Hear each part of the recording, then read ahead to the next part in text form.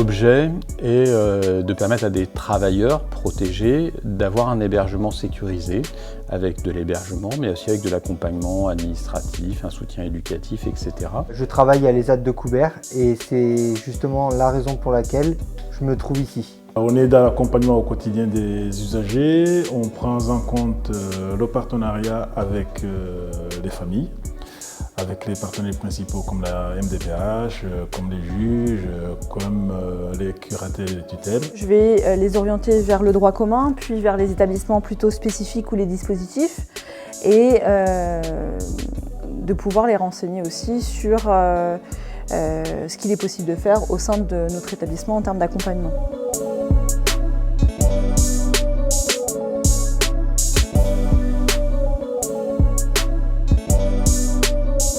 Le monde du handicap change, évolue beaucoup quand même. On est plus à l'écoute pour ces personnes, plus présentes. Vous et moi, on peut être dans la rue, on peut nous côtoyer, on peut discuter, sauf que la personne qui a cet handicap, ou pas, on ne sait pas comment le déceler. Les personnes qu'on accompagne ici, soit c'est un accident thoraco-crânien, soit c'est un AVC. Donc on a le chef d'entreprise qui bossait 7 jours sur 7, 15 heures par jour et qui fait son AVC, comme on a le petit artisan, comme on a le jeune de cité qui s'est cassé la figure en scooter, quoi.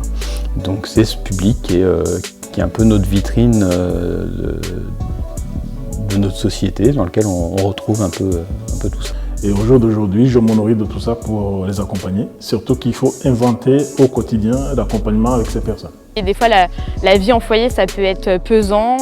Il y a toutes les règles de la collectivité. Il y a tout ce rapport aussi aux autres résidents qui, des fois, peut être lourd pour eux dans leur vie quotidienne. Donc le fait de sortir, de rencontrer de nouvelles personnes, de prendre le temps aussi, de s'occuper de la nature, on voit que c'est quelque chose qui joue vraiment sur leur bien-être.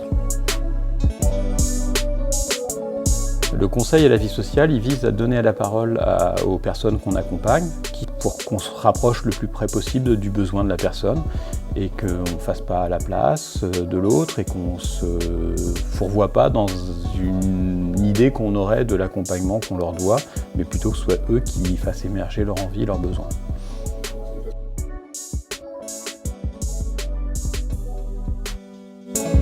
Donc le foyer d'hébergement est aussi une façon de transiter quelque part vers un retour à une vie plus ordinaire et en tout cas au retour au droit commun avec un hébergement en ville.